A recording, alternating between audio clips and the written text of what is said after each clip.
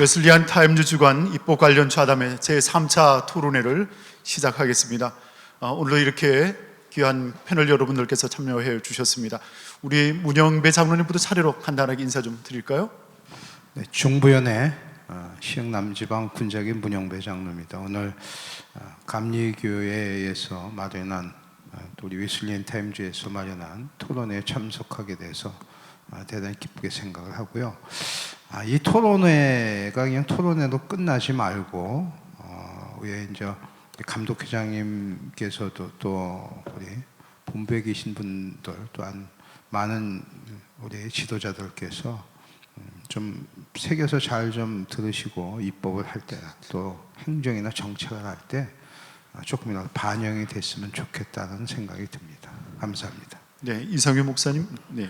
소박하게 기대하셔서 행복한데 사실은 안 들어요. 그 두뇌가 그러니까 측근 두뇌들이 이번 입법 후에도 성공적으로 치루었기 때문에 이제 더 들을 게 없다고 생각할 거예요. 근데 그럼 순진하지 않으면 어떻게 해결해야 되냐? 그 압력을 가할 수 있도록 정책 조향을 해 나가야 되겠고, 이번 웨슬리 타임즈가 하라는 게 아니라 이 입법부에 이거 2주 지난 동안에 벌써 불거진 이슈들이 5-6개가 나왔는데 아무도 이런 공론회장을 만들거나 토론을 하거나 하질 않았어요. 그래서 수원서라도 이렇게 먼저 하고 몇몇 조직들이 조금 정신 차려서 페미니즘까지 포함해서 조금 더 해야 돼요. 그리고 지금 이번 입법부에서 제일 최대의 희한한 이슈 중에 하나는 동성애를 언급하지 않고 총회가 끝났어요. 그거는 다행스러운 것이죠. 앞으로도 이거는 미국 UMC를 파괴시켰던 폭탄이 감리교 안에 와 있기 때문에 이 문제에 대해서 신학적이고 선교적인 그런 태도와 이런 자세가 없으면 당초에 있었던 이 민주화와 인권운동의 여파로 해방신학이 동성애를 감리교회를 괴롭힐 거예요. 감리교는 보수적인 집단이거든요. 이거 해방신학 들어오면 신학적으로 이길 자신들이 없어요. 그래서 이 토론들은 바로 그런 데서 연장이고, 신학적으로 공고한 보수주의 또는 진보적인 세계관을 융합시키는 그런 계기가 돼야 돼요. 그렇지 않으면 해도 소용없습니다. 감사합니다. 네, 문병화 목사님 인사해 주실까요? 중앙연회 양주지방 덕정교회 문병화 목사입니다. 네, 성모 목사님. 성모 목사입니다.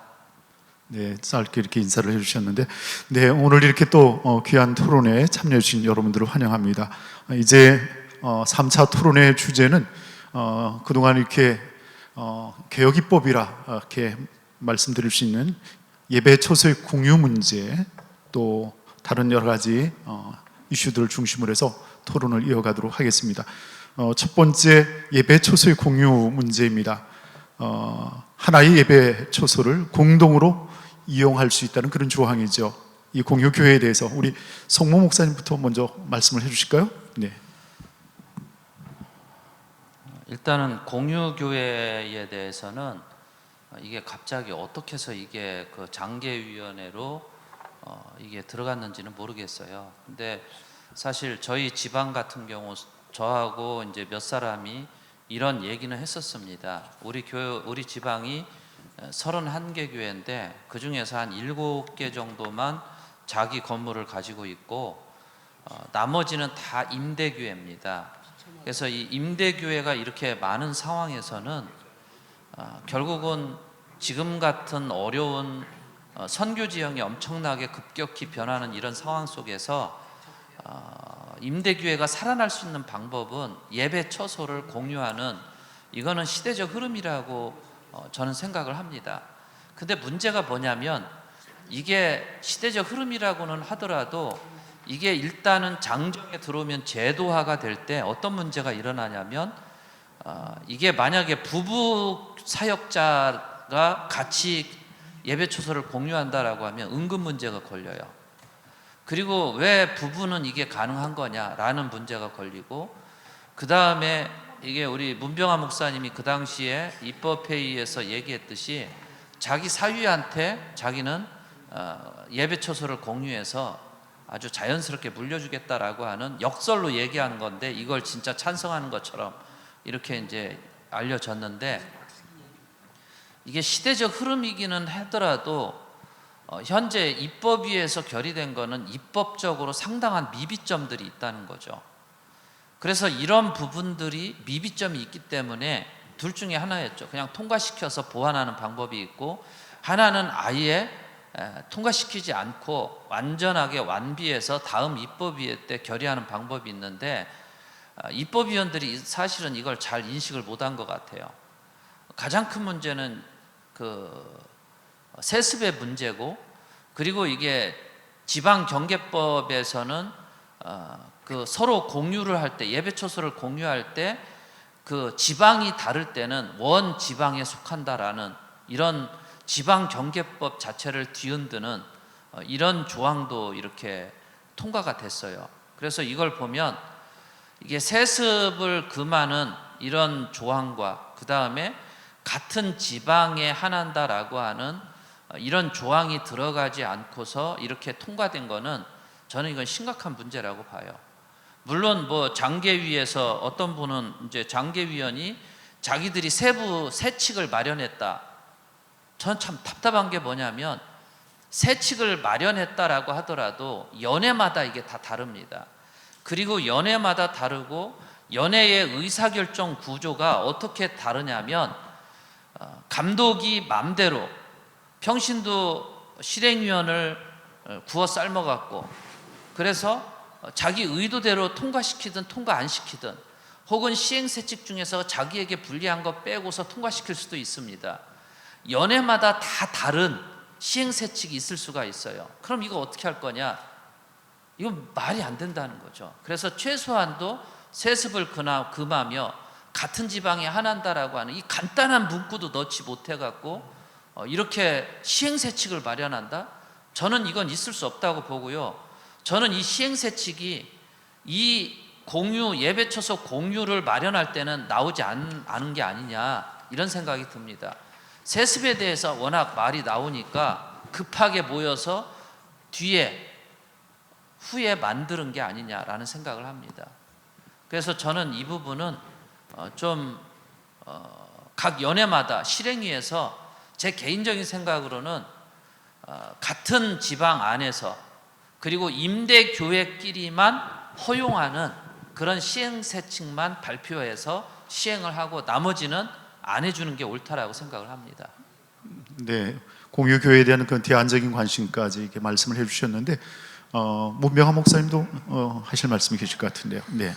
제가 그 초기의 속상해서 저는 찬성합니다.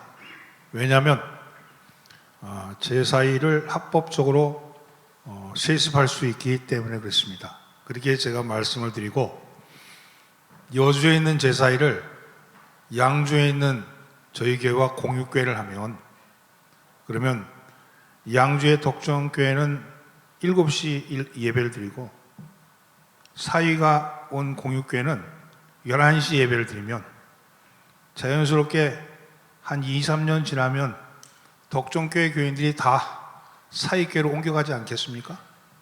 그러면 합법적인 세습이 되지 않겠어요? 이렇게 얘기를 드렸어요. 그러면서 저는 그래서 이 부분을 찬성합니다. 두 번째는 아까 금방 우리 송모 목사님이 말씀하신 공유교회가 지방 경계를 넘어섰을 때 원지방에 속한다. 이 안에 대해서 이것도 찬성합니다. 왜냐하면 제가 가끔 연회본부에 올라가면 직원들이 놀고 있더라고요. 직원들이 놀고 있는 거 보니까 일이 없구나 그렇게 생각했는데, 이렇게 지방 경계를 넘어서는 공유교회 문제를 연회 직원들에게 던져주면 얼마나 열심히 일하겠습니까? 그래서 저는 찬성합니다. 그렇게 얘기했는데 통과됐어요. 통과가 돼서 나왔는데, 어느 목사님이 저한테 와가지고, 문 목사, 그런 방법이 있었어? 몰랐어. 그렇게 얘기를 하는 거야. 근데 집에 와서 곰곰이 생각해보니까, 내가 얘기한 얘기, 이 패러독스한 얘기를 못 알아들어서 통과가 된 게 아니고 충분히 알아듣고, 그래서 목사님 다수가 세습을 하기를 원하셨구나. 그래서 내가 그런 생각을 가졌어요. 자, 이 공유교회 문제는요, 이런 문제가 있습니다. 이건 특수교회와 일반 교회가 공유할 수 있거나 같은 조건의 임대에 있는 교회라도 사실 하기 힘들어요. 왜냐면요, 한 공간에 이 공유교회 개념은 외국에서 있는 거죠. 외국에. 예를 들면 인종이 틀리고 언어가 다른 사람들이 모여서 할 때는 그게 가능합니다. 근데 우리 예를 들면 이렇게 얘기해요. 우리가 11시 예배를 드리고 공유교회가 2시 예배를 드려요. 각자 다른 목사님, 각자 다른 성도를 데리고. 근데 2시에 예배를 드리던 어느 성도가 갑자기 오후에 일 있어. 그러니까 11시 예배 와요. 같은 건물에 있으니까. 와서 예배를 드리고 보니까 아, 딱 맞네. 저 목사님 설교가 나랑 코드가. 그러면 이분은 한꺼번에 금방 옮기지 않겠죠. 시간에 둬서 끊임없이 오후에 일이 생기고 오전에 예배를 드리는 그런 걸로 만들 수 있고 반대도 될 수 있고. 그러다 보면 교회는요, 우리는 한국 교회들은 자기 교회 의식이 그렇게 강하지 않습니다. 이제는 교파 의식도 사라졌는데 내 취향과 맞는 목사를 찾기 마련이에요.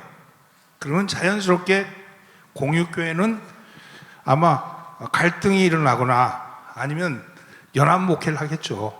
그렇게 되지 않겠나 하는 그런 부분에서 그렇게 하고, 아까 금방 우리 성모 목사님 제도적인 부분에 이 제도적인 부분이 미비하다. 미비한 상태에서 이걸 만들어 법을 시행하는데 이거를 시행 세칙을 가지고 그거를 땜빵하겠다. 이것만큼 또 위험한 생각이 없습니다.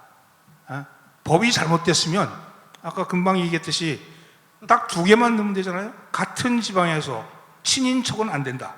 그렇게 넣으면 그러면 정리가 될 텐데, 그렇게 하지 않은 법의 미비를 본인들이 우리가 이걸 못 봤구나 이렇게 인정하고 우리가 이렇게 하자 이렇게 분위기를 이렇게 해야지, 땜빵으로 이거 다 생각했는데 땜빵 할 거를 시행세칙이라는 걸 만들어서 할 수 있다 이렇게 얘기하면 그건 거짓말 하는 겁니다. 네, 이상현 목사님 이어서 말씀해 주시면 감사하겠습니다. 사실은 저는 지금 현재 공유 선교사 게스트하우스를 운영하는 관장으로 지난 4개년을 2개의 방을 가지고 시작해서 오늘까지 우리가 40개 방을 확보해서 140명 선교사와 그 가족들 또 해외 거주 목회자들을 섬기고 있습니다.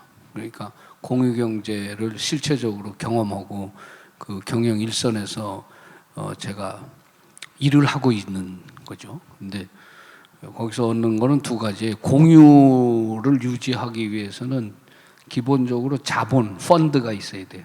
그리고 2번째는 인맥 관리와 경영 능력이 보장돼야 됩니다. 그게 없으면 자전거는 서울도 그렇고 지방 자치단체들도 하지만 저게 사람들이 함부로 다루는 자전거, 버리는 자전거가 너무 많아서 그거 관리도 어려운데, 가까운 이 중국에서는 자전거를 그 구글 어스가 찍었는데 그냥 60만 대를 방치해 놨더라고. 또 최근에 이 비슷한 이런 일들은 뭐냐면 공유가 파산 지경에 들어갑니다. 잘 되는 우버조차도 위기에 빠지고, 그 타다는 공유 택시를 하려다가 그만 판결문에 좌절이 돼갖고 회사가 파산됐어요. 그래서 이 공유 자체를 우리가 해보면서 높은 파고, 위워크 내지는 오피스텔을 공유하고 있는 이런 20만 원씩 받아갖고 오피스 사무실로 쓰고 있는 지금 우리나라 공유 경제 현실에서 볼 때는 공유 교회는 아주 손쉽게 손에 닿는 거고, 바로 예상도 안 했듯이 불법 세습의 도구가 돼버린 거죠. 이게 지금 너무나 예상할 수 없었던 상황으로 몰려나가가지고 장정개정 위에도 뻥 뚫린 거예요. 이게 왜? 공유란 이 생소하지만 낯익은 개념 때문에 이렇게 된 거죠. 우리도 사실은 공유는 핵심을 말씀드리면 이런 거예요. 게스트하우스를 한다고 생각했을 땐 집합시설을 갖고 등기를 소유한 이사회가 있어서 그걸 해야 되는데, 그럴 실력이 되나? 죽었다 깨나도 그렇게 할 수가 없으니까 우리는 처음에 독지가가 두 칸을 빌려줘서 사람을 기숙을 시켰다가 그걸 점차 확대시키는데, 어떻게 확대시키냐면은 이제 4칸도 이렇게 내놓고 하게 하는데 등기는 본인이 가지고 있고 은행 부채와 이 경영 유지비는 우리가 물고 이런 방식으로 하니까 자연히 우리가 몸이 빨라져 가지고 모금을 그걸 이제 채워서 그 은행 대출금을 우리가 안고 이렇게 해서 확대를 하다 보니까 코로나가 들어와서 선교사들이 대거 소위 말하는 비자발적 철수입니다. 그렇게 해서 들어왔는데 우리 교단에서만도 45가정이 들어왔고 그 중에 코로나 바이러스 19로 희생된 순직한 분들만 3분이 났습니다. 그래서 이제 이게 선교사 긴급구호기금 조성이 찬반 토론 없이 만장일치로 채택되지 않았어요? 박수 받았지. 그런 것처럼 이게 시대의 좌표에 가장 적합한 곳이 됐는데 문제는 발의한 사람들은 뭐라 그러냐면 우리는 작은 교회 살리기 운동 소위 말하는 선교적 교회 운동의 하나로 했더니 그 곡해한 겁니다. 곡해는 뭐 이미 2중 3중으로 세습을 하려고 했던 몸부림치던 사람들은 그냥 얼씨구나 땡이로구나가 된 거예요. 이게. 그렇게 해서 이게 지금 우리 교단 안에서는 선교적 교회를 만들어 나가는 겉포장에 속으로는 교회 사유화가 교묘히 숨겨져 있죠. 그러니까 이건 토론을 해봐야 돼요. 이거 좋다 나쁘다를 호불호를 말하면 안 되고 이 제도를 어떻게 살려서 지금 600명씩 나오던 목사 안수사가 420명으로 줄었거든요. 담임자는 150명이고 수련목은 240명 이런 식으로 줄어들고 있는데 이 공유가 될 것 같으면은 이 졸업생들을 수용하기도 하고 청년 실업을 해소할 수도 있는 측면이 있지만 또 거꾸로 사유화된 교회가 변태적으로 발생해서 선교하는 사람들에게 깊은 상처를 줍니다. 이게 과거에도 이런 일이 있었어요. 금수전 아니지만 아빠 찬스라고 요즘 그러는 아빠 찬스를 이용해서 무능한 아이들이 대형 교회를 쥐고 있거든요. 이게 제일 큰 문제란 말이에요. 이거 누구도 얘기 안 했고 우리 교단 안에서도. 이제 감독들이 배출되기 이제 됐어요. 그러니까 이걸 어떻게 감당할 거야 이걸? 네, 우리 문영배 장로님 말씀해 주시기 바랍니다. 우리 감리교회 이제 장정을 개정하는 일이 있고 제정하는 일이 있습니다. 이제 개정은 다 된 장정을 이제 바꾸는 거고 제정은 새로 만드는 건데요. 이렇게 보면 법의 이제 안정성에 대한 문제가 있고 그다음에 한목적성에 대한 문제. 그러니까 자꾸 변하지 않아야 되는 그 원칙이 법이 있는데 우리 감리교회 장정을 이렇게 보면 강제적인 것도 있고 이게 누더기가 된 거죠. 이건 매년 2년씩 뽑히는 장정 개정위원들. 그러니까 개정하려고 마음먹고 찾다 보니까 이것도 한번 개정해봐야겠다. 그래서 다행히 장정 개정 8명이죠. 8명은 존속되고 다음에 바꾸도록. 그게 왜 인저됐는지 모르겠어요. 오래전부터 그거 주장했는데도 다행히 이제 남은 장정 개정위원은 다 바꾸지 않는 그렇게. 그다음에 이제 행정 편의주의적인 그런 장정이 있어서 아까 초반에도 말씀드렸듯이 이제 장정은 개정을 최소화하고 다듬고 독소 조항이나 이런 걸 만들어야 되겠다. 이제 그렇게 생각을 했고요.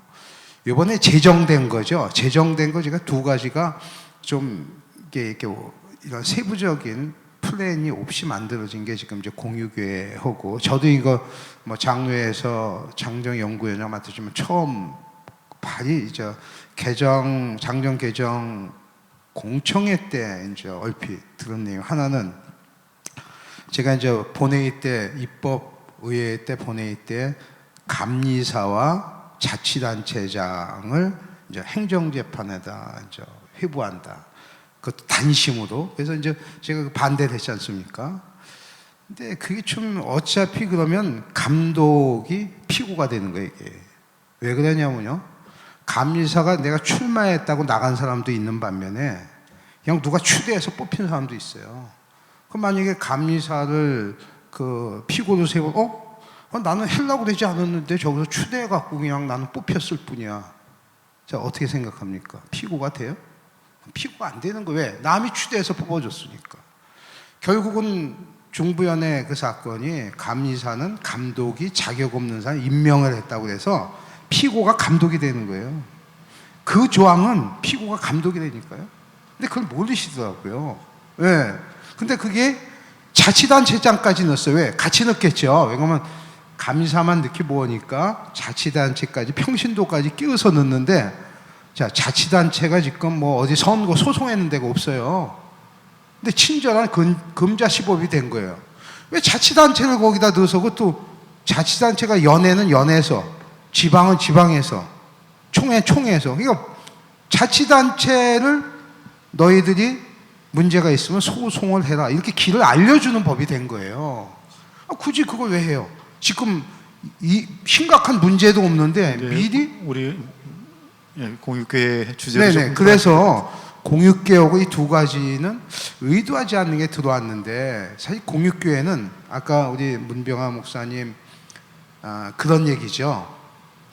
미국처럼 미인종이 다른 교회에서 한인교회를 거기서 한다든가, 그 다음에 한국에서도 우리 이제 제가 사는 안산 지역은 외국인들이 많이 있습니다. 외국인들. 미얀마 교회를 한다든가, 아니면 네팔 교회를 한다든가, 이렇게 좀 특수선교, 장애인들만 해서 갖춰진 교회에서, 장애 시설이 잘 갖춰진 데서 장애를 가진 분들이 전문적으로 사역을 공익교회를 해서 한다든가, 이렇게 특수한 목적이 되지 않은 이상은 지금도 세부적인 그 조항이나 항이나 그 세부적인 계획이 없이 실시되면 안 됩니다. 그러니까 요 공익교회 문제는 공표가 되면 바로 시행을 해야 될 텐데, 거기에 대한 제도적인 준비를 완벽히 해서 하지 않으면 또 계속 논란의 대상이 계속되고 제2의 감리교회 사태로 발전될 가능성이 많기 때문에, 이건 분명히 이 공익교회는 뭐 어디서 들어왔는지 저도 모르겠어요. 누구한테 밀려서 들어온 법인지 모르겠지만 좀 우리가 제정하는데 좀 우리가 심사숙고를 해야 되겠다. 그래서 말씀을 드립니다. 네. 예배 처소 공유와 관련해서 열띤 토론을 해주셨는데, 혹시 추가적으로 말씀하실 분 계신가요? 네. 그리고 부분 사역 부담임자 제도가 도입이 됐습니다. 이 제도가 교회 현장에서 어떻게 활용이 될지는 또 다른 기대를 가지고 있는데, 우리 이상윤 목사님부터 말씀을 좀 해주실까요? 이게 그 전부터 이 특수사역자들, 기관 파송자들에 대한 게 목회 안에도 이제 그 허용이 된 경우입니다. 이번에도 이주 선교사 제도를 확정했는데, 사실 30년 이상을 청원했는데도 그렇게 총회가 외면했던 이주민들을 상대로 하는 선교사 제도가 이번에 들어왔듯이 이부 목사 제도 따라 들어왔는데, 여기도 이제 설왕설래 말들이 많아요. 이게 왜 이렇게 들어왔냐? 왜냐하면 은급을 제외시키는 인력이에요. 그래서 이게 부목사 파송받는 순간에 인력 그 은급에서 이걸 제외를 시켜버리고 자기가 복귀를 하면은 은급권이 회복되는 이제 이런 이상한 사역자가 생긴 거죠. 이게 A급만 모이는 데가 아니라 A, B, C, D 이렇게 여러 인력이 교회 안에서 일합니다. 그런데 이건 아주 대놓고 비정규직이 하나 발생한 거예요. 그런데 이걸 토론도 잘 안 하고, 이것도 아까 말씀드렸듯이 공유 경제 기초위에 공유 교회 아니 슬그머니 몇 사람들이 했어요. 내가 다 알고 있는데, 그러다 보니까 이것도 제대로 된 이 검토나 또 연구 기관을 지정하자는 발언도 없이 이게 그만 덜컥 돼버렸어요. 이거 왜 그렇게 됐냐면, 미파가 여러분들이 감리교 지금은 주소록으로 바꿨는데, 그 전에 연회에서 그 미파 명단이 늘 나옵니다. 기재돼 있는데 어느 정도냐면, 그게 사람들 인력이 대략 한 470명 정도 지금 통계, 한 3년 전 통계죠. 그렇게 나와 있는데, 장로교에서는 이건 무임이라 그럽니다. 무임 목사. 근데 이렇게 왜 생기냐면, 이게 교회도 직장이기 때문에 직장에서 낙오된 사람들이 결국은 무임으로 나가서 미파가 돼갖고, 미파에서 이제 퇴회까지 시간이 한 6년 이렇게 걸려요. 그런데 다시 이제 이게 도마 위에 올라왔군요. 이게 사실은 이거와 더불어서 그러니까 월급을 안 받는 부목사들이 지금 교단 안에 한 100명 있습니다.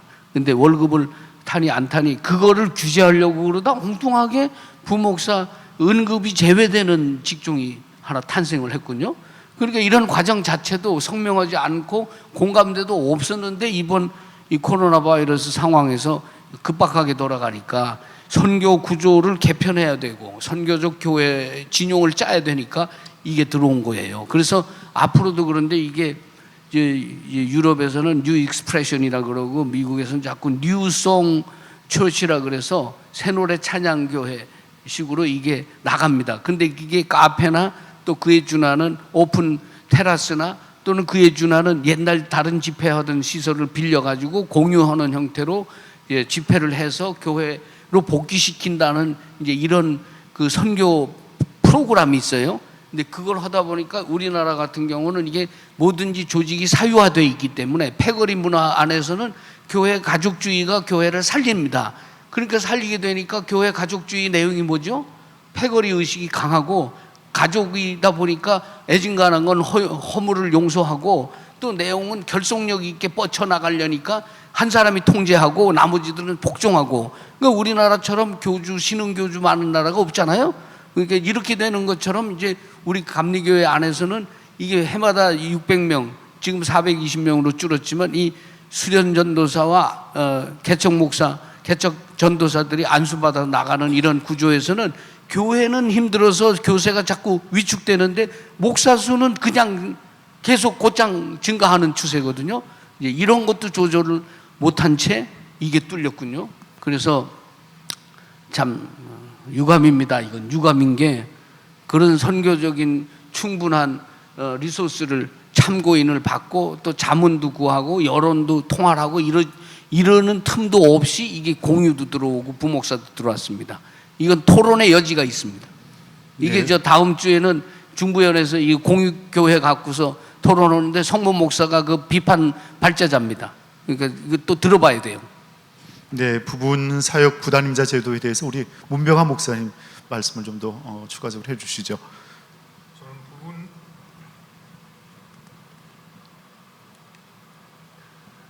부분 사역 그 문제에 있어서는 응급이 제외되고 투표권도 제외되는 부분 사역자를 양산하는 것, 이것은 비정규직을 양산하는 것이다, 이렇게 생각합니다. 사실은 자격을 살려주기 위해서 그냥 이름만 갖다 붙여서 혹은 또 파트타임 일을 하면서 목사의 직을 유지하는 것인데, 이것은 무임 목사죠. 무임 목사인데 거의. 그러면 이분들은 사실은 이중직과 연결되어서 다른 직업을 가지고 있으면서 교회 파트타임으로 들어가 있고, 그래서 다른 직업을 통해서 생산활동을 하고 주일이나 혹은 또 다른 시간에 일정 정도 가서 교회 봉사를 하면 목사직을 유지한다는 거 아니겠어요? 그런 방법으로 이게 타협안에 들어간 거 아니겠는가? 그 얘기는 목사직이 성직이 이제는 이제 열리는 거 아니겠는가? 지금 이중직을 통해서 그 전에는 목회직 자체만 가지고 다른 직업을 갖지 못한다 했다가 미자립교회 한해서는 이중직을 허용한다 그랬다가 이제는 드디어 소위 말해서 부분 사역으로 열리면 이제는 목회자가, 제가 만약에 재능이 있는데 그 재능을 가지고 목회를 하느니 차라리 재능을 가지고 돈을 버는데 돈을 벌고, 그런데 목사라는 직도 가지고 있고 싶어. 그러면 그전에는 다른 직을 나가기 위해서는 목사직을 사직을 하고 나갔는데 이제는 사직하지 않고 나갈 수 있는 합법적인 길이 열렸다, 이렇게 생각합니다. 네, 그래서 잘 됐다, 이렇게 생각합니다. 두 분 중에 혹시 다른 입장, 성모 목사님 말씀 먼저 좀 해주시죠. 저는 이 부분 사역 이 규정에 대해서 극렬 반대하는 입장입니다. 극렬 반대하는데 여기 보면 부분 사역이 사실은 어떻게 나왔는가 제가 추정을 해볼 때 저는 이거 이해를 못하겠어요. 왜냐하면 조직과 행정 의회법 연구위원회, 이 연구위원 제가 속한 위원회였는데 거기에서 올라간 안은 이거와는 전혀 다른 안이 올라갔습니다. 어떤 안이 올라갔냐면 어떤 분이 그래요.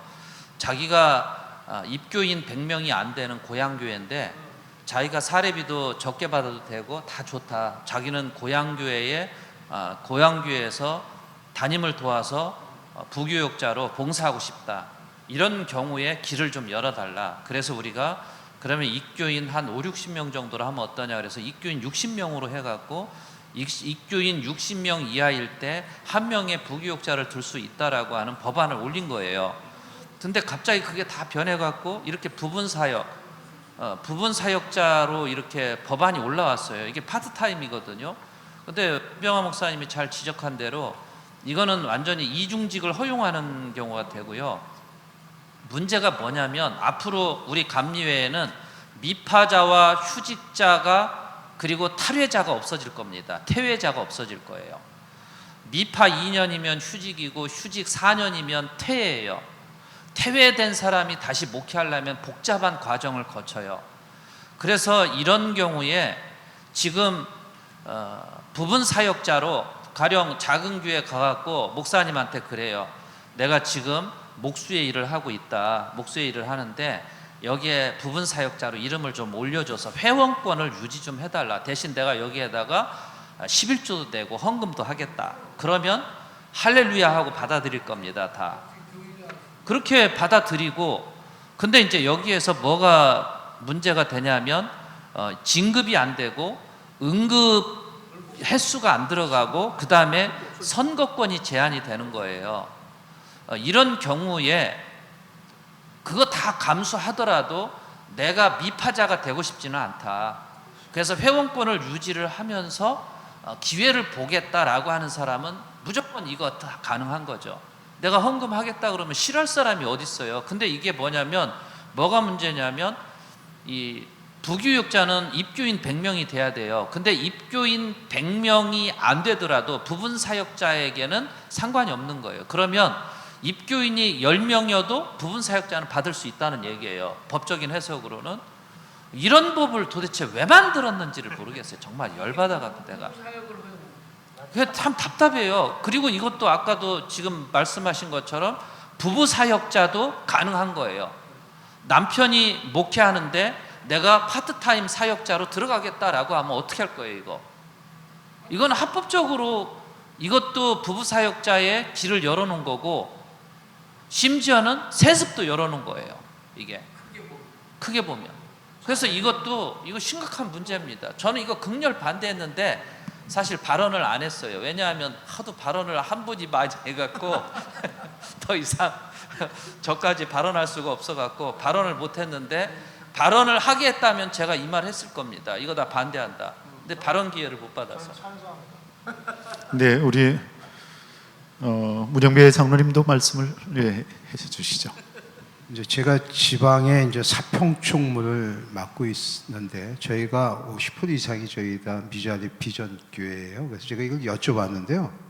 저도 송 목사님 편에 극렬히 반대에다가 이게 참 안타깝더라고요. 현실이 목사님들 뭐 감리교회는 아니지만 가장 많은 파트타임 뭔지 아십니까? 퀵 서비스를 많이 합니다. 네, 퀵 서비스를 많이 하는데 이제 이게 이제 음성적으로 하는 거죠, 그동안. 제가 조금 아까 우리 이 목사님한테 그래서 저도 그 파트타임 사역할 수 있습니까? 저도 가능하죠. 네, 가능하죠. 이게 어떻게 보면 좋은 법이죠. 그런데 이제 한쪽으로 보면 이제 코로나가 겹치다 보니까 이제 지금 비전교회가 그 사람들 사정을 봐서 합법적으로 이제 열어주는 격이 된 거죠. 이런 걸 물어봤어요. 그러면 지금 내 비전교회인데 공무원 시험을 봐서 공무원 합격해서 할 수 있느냐? 가능하다는 거죠. 그럼 공무원 하면서 저녁에만 이제 교회에 와서 사역을 하는.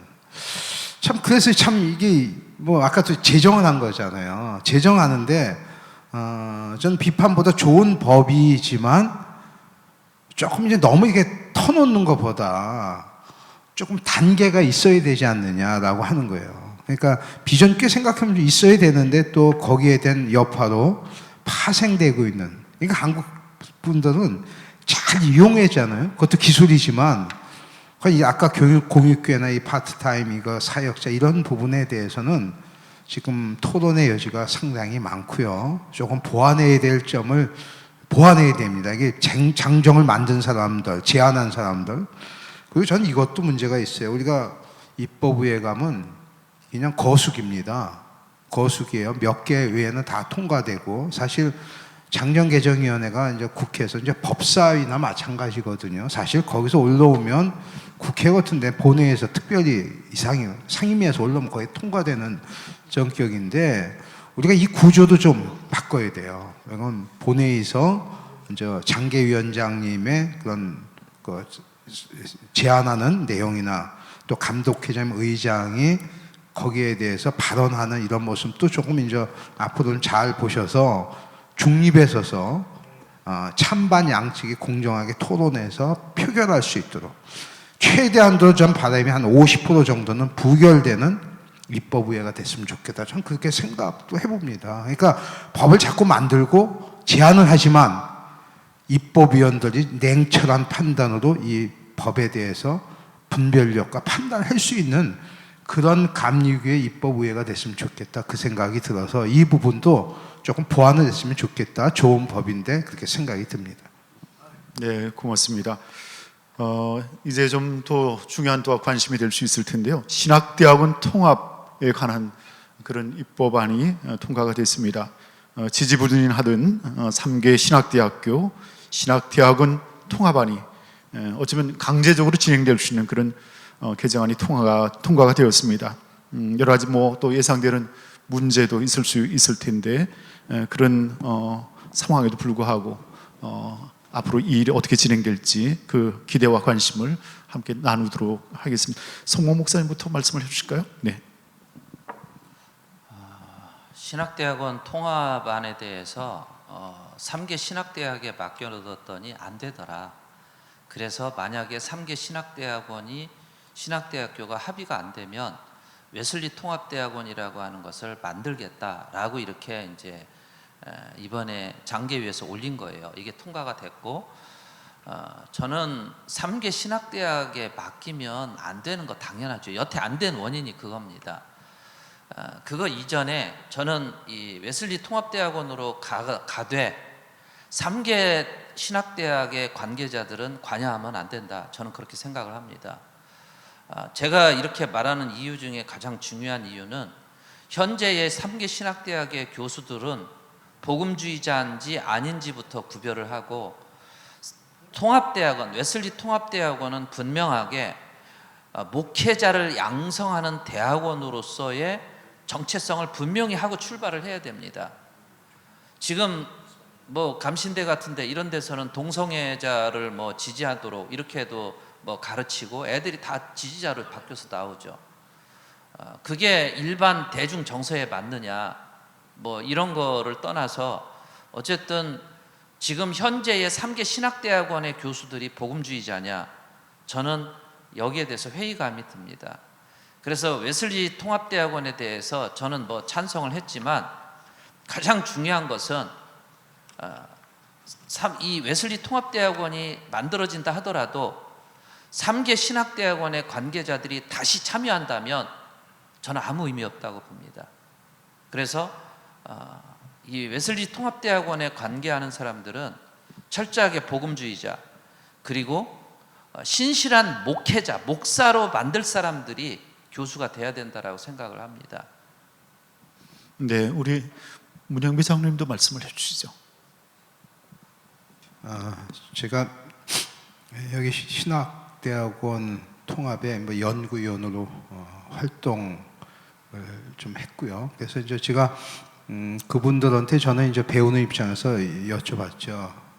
왜 이걸 신학대학원을 통합을 해야 되는지를 뭐 보고서도 내고 아젠다도 만들고 그러다 보니까, 첫째는 이제 질적 향상을 얘기하는 거고요. 신학교에 이제 아무나 지금 들어가는 그런 신학대학이 돼버렸다. 이제 두 번째로는 목회자 이제 수급을 조절한다. 그러니까 이제 정수를 이제 조절을 하다 보면 지금 앞에 전자에 말씀드린 내용이 이제 걸러지다 보니까, 그 다음에 이제 MDB 같은 그런 외부에서 했던 분들이 이제 웨슬리 신학대학원을 통해서 또 목회자의 길을 들어서고, 세 번째로는 이제 신학교 간의 어떤 그 학연 갈등이 해소되지 않느냐는 생각에 저는 이제 강력히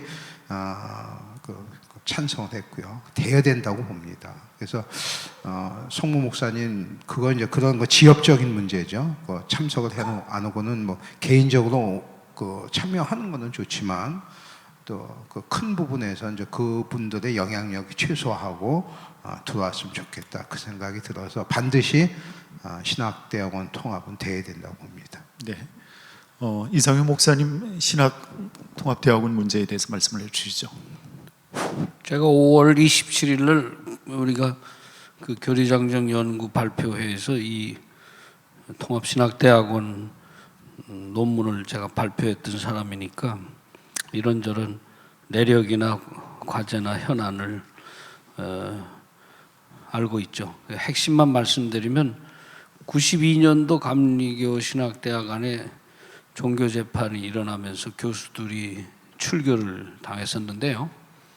그 이후에 그 감리교 신학대학 안에 신학적인 주류들은 끊임없이 에큐메니칼 주변부에서 신학 공부를 한 미국 신학교 교육받은 계통의 사람들이 가르쳤고 그러다 보니까 그 전부터 이미 50년대부터 일어났던 갈등의 핵심은 뭐냐면 신학교 교육과 신앙 공동체 교회는 서로 상치되는 거였어요.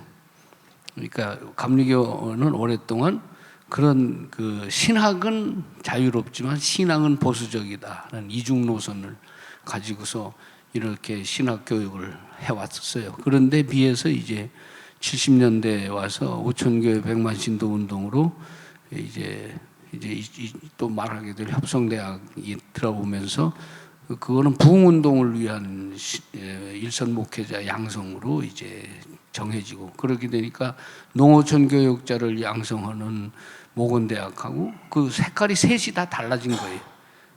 그 감시는 신학자를 낸다는 저 유명한 변선한 선생의 주장이 있습니다.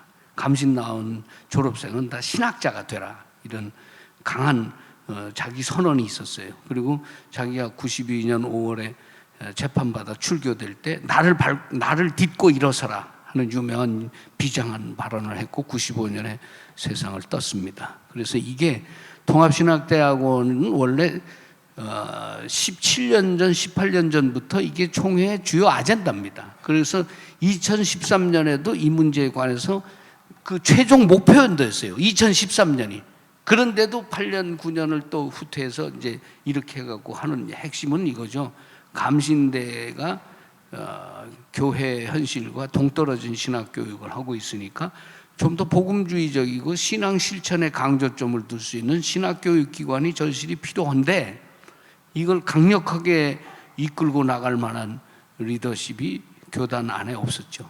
그러다 이제 이렇게 미루다 이제 이번에 이렇게 또 덜컥 됐으니까 지금 핵심만 말씀드리겠는데 이철 감독회장의 기본 생각은 대전 모건대학교 법인이 제일 종합대학 법인이니까 거기에 맞춰서 전문대학원 대학교를 이제 허가를 받고 서울에 분교를 설치해서 운영하겠다 하는 기본 성격이 나와 있고 태스크포스가 움직이고 있습니다. 그러니까 나머지는 어떻게 되냐? 감신대 같이 이제 4분 5열 됐는데도 이사회와 박경량 일파들은 이제 길을 쓰고 이제 저걸 저항하겠죠? 그럼 나머지들 감신 졸업생들과 동문회는 어저께도 그런 모임을 가졌는데 이제 이런 교신을 서로 주고받으면 결국은 4년 전에 이 비상대책위를 이끌었던 신경화 감독이 한 사람들이 다시 왈칵 나오겠죠? 그럼 이제 대전이 시작되는 거예요. 학교를 할 수 있는 여건이 아니고 학교를 최대한 지연시키고 지체시키는 쪽으로 이 뜨거운 감자가 첫 번째가 되는 거예요. 이거하고 이제 협성대학교 이사수 증원하고 맞아 떨어지겠죠. 그러면 이제는 교권은 어차피 현실에 밀착을 할 거고 나머지 세력들은 뿔뿔이 흩어졌다가 이렇게 파상적으로 게리라가 됐다가 이제 이합집산을 거쳐서 또 다시 이제 부르짖겠죠.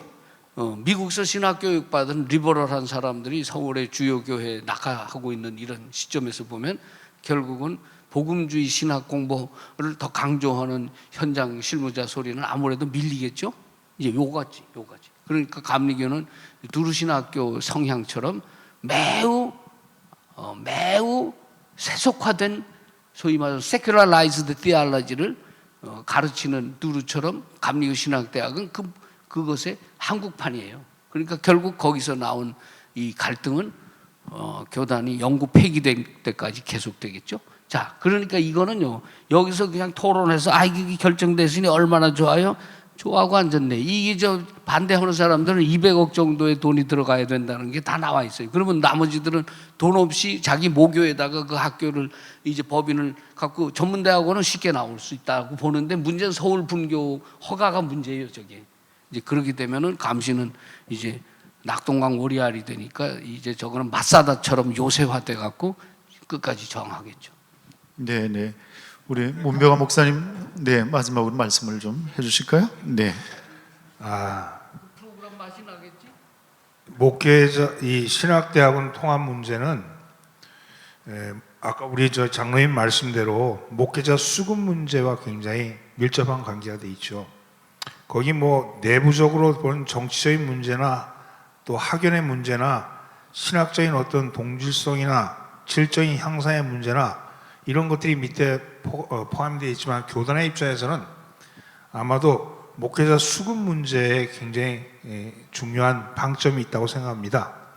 근데요, 신학교를 어떻게 규정할 것인가 하는 것에 대한, 신학대학원을 어떻게 규정할 것인가에 대한 그런 그 방안이, 그런 정의가 분명히 내려져야지 이것이 통합된다고 생각합니다.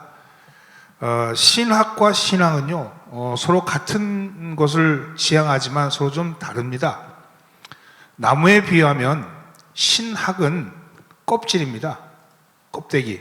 신앙은요, 그 내부입니다. 신앙이 자라는 거지 신학은 두꺼워지는 거예요.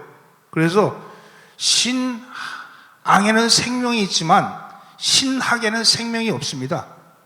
생명이 없는데 다만 신앙을 보호하는 역할을 하는 거죠.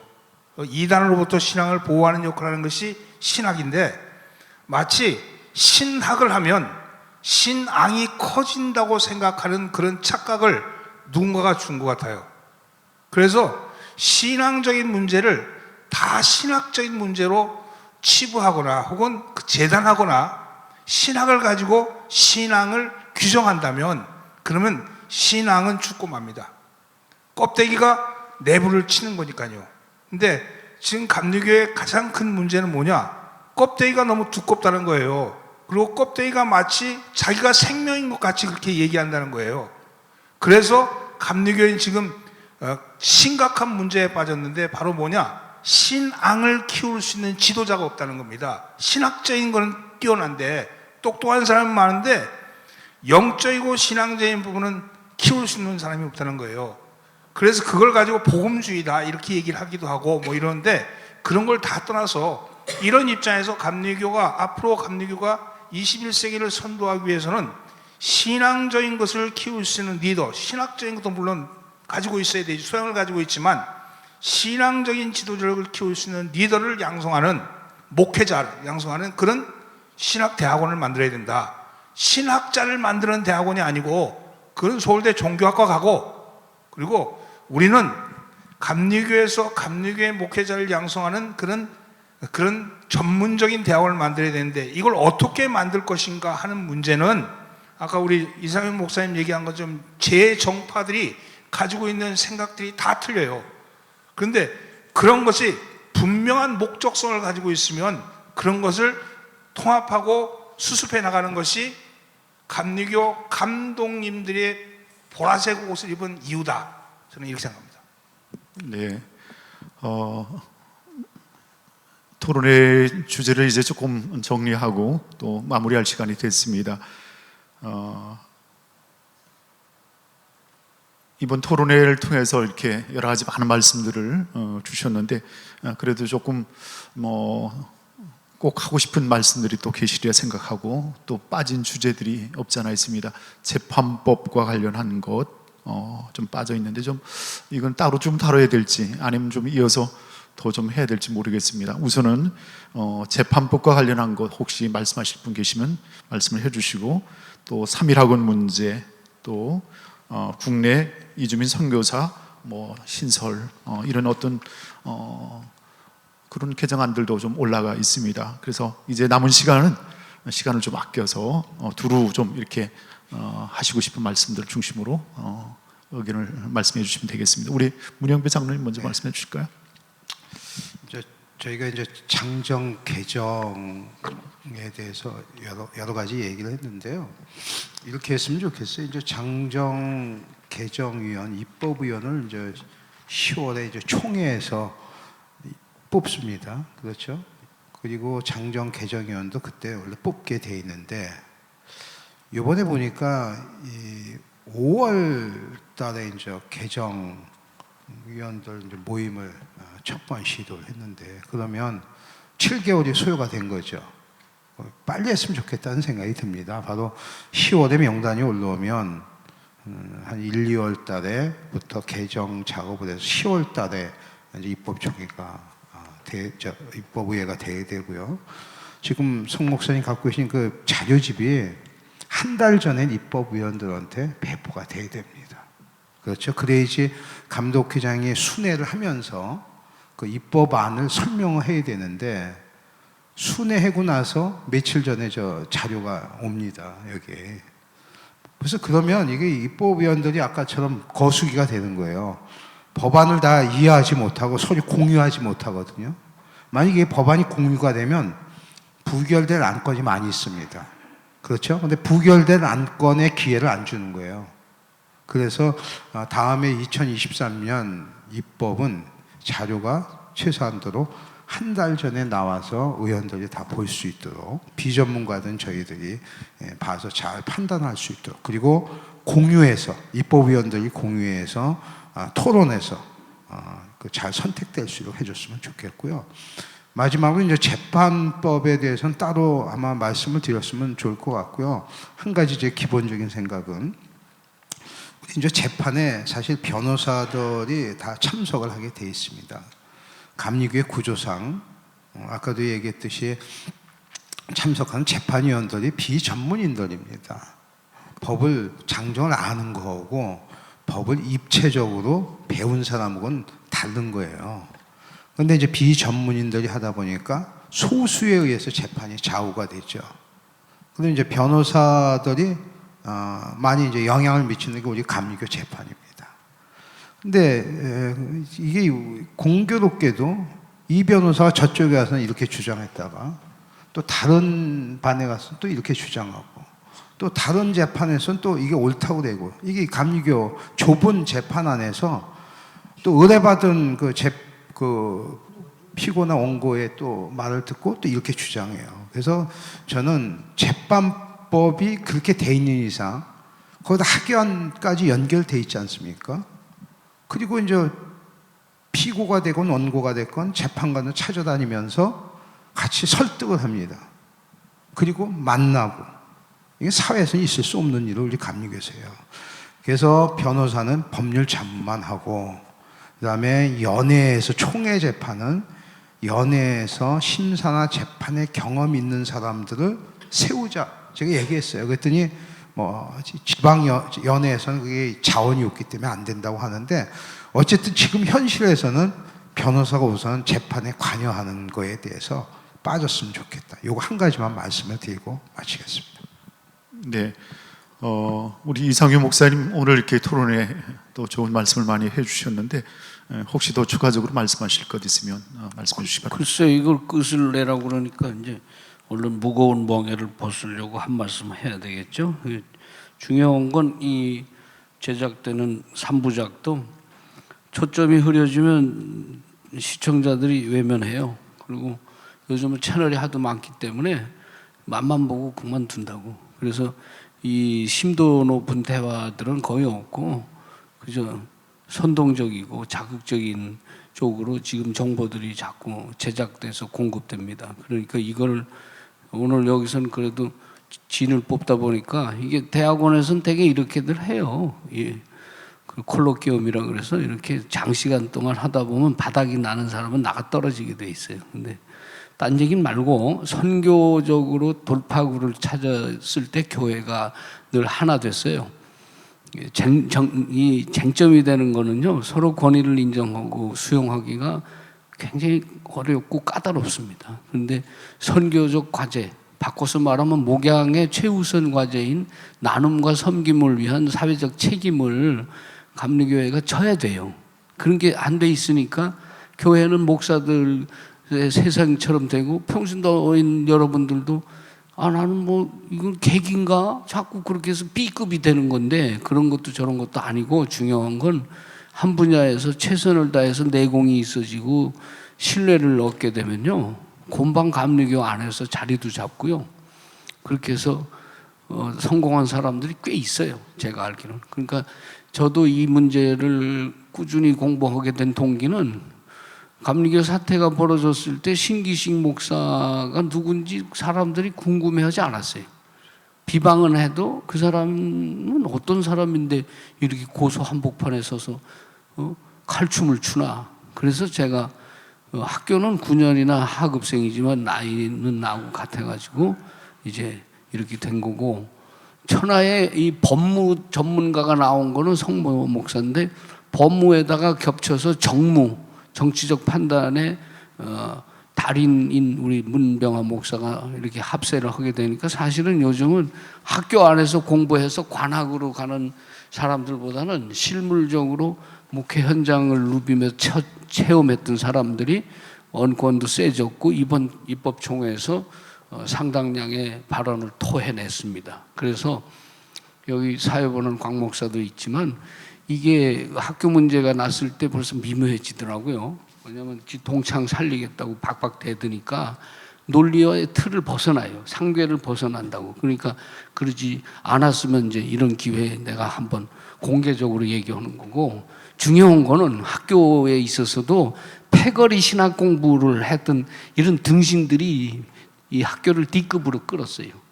이게 제일 큰 문제고, 풍요로워진 대부흥의 결실들이 편파적으로 공급이 되면서 배고프고 가난한 교역자가 상대적으로 증가했어요. 근데 그걸 나눠줄 수 있는 이 관대한 인간은 하나도 없어요. 왜? 다 천출들이니까. 감리교 바닥에서 서민대중을 상대로 한 신앙 공동체는요, 엄밀히 따지면 천출들이 자기들 격려하고 부둥켜 안기 위해서 만든 교회고 다 가족교회입니다. 이게. 그러다 보니까 공교회로서의 사명이나 공유의 개념들은 별로 없어요. 자기가 등기를 갖고 자기가 그 유산을 상속받기 전까지는 실감도 못하고 별로 그런 데 관심도 없어요. 그런데도 지금 폭발적으로, 잘 보세요, 재난이 터져서 전 지구가 이렇게 뒤흔들고 있죠. 국경선을 넘겠다는 벨라루스 주민들이 몰려들죠. 브라질에서 시작해서 남미에서 북미, 미국까지 들어가서 먹고 살겠다고 대드는 바이든 정부 시절에 이런 거대한 이 인구 이동 보세요. 이거는요, 이건 술록대 같은 게 아니에요. 인류 전체가 지금 생존을 놓고 심각하게 투쟁하고 있고 우리 교단 마찬가지예요.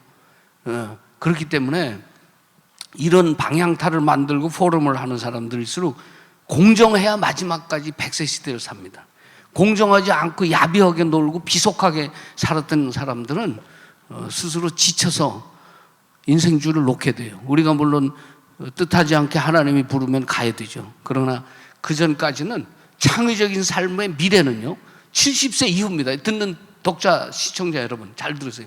70세 이후에 감리교 목사가 은퇴한 걸로 쳐서 3년 안에 세상 떠나는 사람들, 내가 25년 전에 통계 잡아보니까 19%더라고.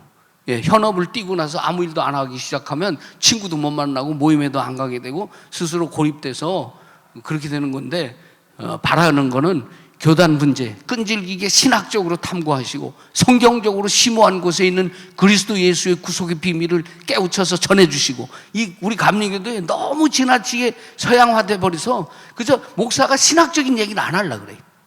그런데 사실은 훨씬 신학적이고 성경적이고 심오하고 놀라운 세계를 서로 공유하고 나누고, 그래서 도전하고 창의적인 삶의 주인공이 돼야 합니다. 이런 모임에서 그런 것들이 기대도 충족도 안 되고 그저 모여갖고 중 이마 씻는 얘기나 하고 그저 되지도 않고 허무맹랑하게 가면요, 전파료가 아까워요. 감사합니다. 네. 우리 문명아 목사님 혹시 좀 더 하시고 싶은 말씀 계시면 추가적으로 뭐 시간이 정리해 너무 주시면. 많이 네. 나가지고 하고 싶은 얘기는 많은데 그냥 그 이야기를 간단히 정리하면 입법회의가 잘 끝났습니다. 그리고 이렇게 제가 3번을 참석했는데 이렇게 많은 의안들을 압도적인 찬성으로 이렇게 끝나는 입법회의는 처음 봤습니다. 그만큼 감독의장님의 그 리더십 또 그 밑에 있는 감독님들의 함께 했던 그런 일들이 굉장히 좋은 파트너십을 이루지 않았나 하는 생각에서 긍정적으로 생각합니다. 그러나 입법회의가 끝났으면 입법회의에서 결의된 사항과 이를 이행하기 위한 후속 조치, 이것이 더 중요하죠. 그 후속 조치를 잘 해야 되는데 그 잘하지 않고 미국에 가가지고 있다 그러니까 조금 마음이 서늘합니다. 좀 더 그 모습을 감리교회에 있는 정말 그 단비를 바라면서 타는 가슴을 안고 있는 130만 감리교인들이 입법회의를 통해서 나온 결과 어떻게 될 것인가에 대한 희망을 가지고 있는데 거기다가 미국 갔다 그러니까 제가 좀 그렇습니다. 그러나 수고하셨습니다. 이번 입법회의를 만들기 위해서 애쓰신 모든 관계자들 다 수고하셨다고 생각합니다. 앞으로 더 좋은 입법을 만들었으면 좋겠다. 그런 생각을 갖습니다. 네, 우리 문영배 장로님 잠깐 더 추가적으로 말씀하실 게 계시다 그래서요. 말씀해 주시죠. 지금 마지막인 줄 모르고 이제 한 가지만 빠뜨린 게 있어서 말씀을 드릴게요.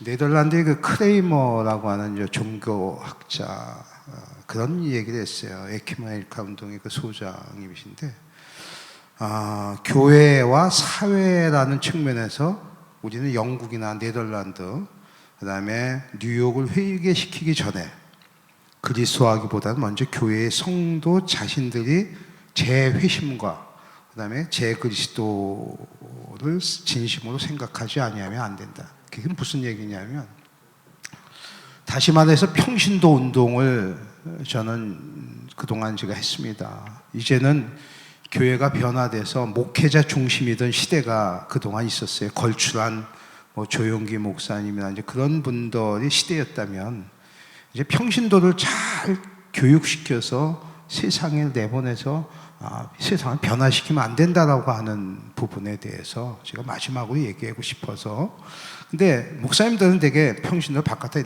내보내기가 두려워하는데 이제 그것을 좀 어느 정도 바뀌어서 내보내시고 세상을 변화시키는 역할을 좀 해달라고 하는 것을 마지막으로 유동자산을 고정자산을 유동자산화해서 내보냈으면 좋겠다라고 하는 것을 말씀드리고 마치겠습니다. 네, 고맙습니다.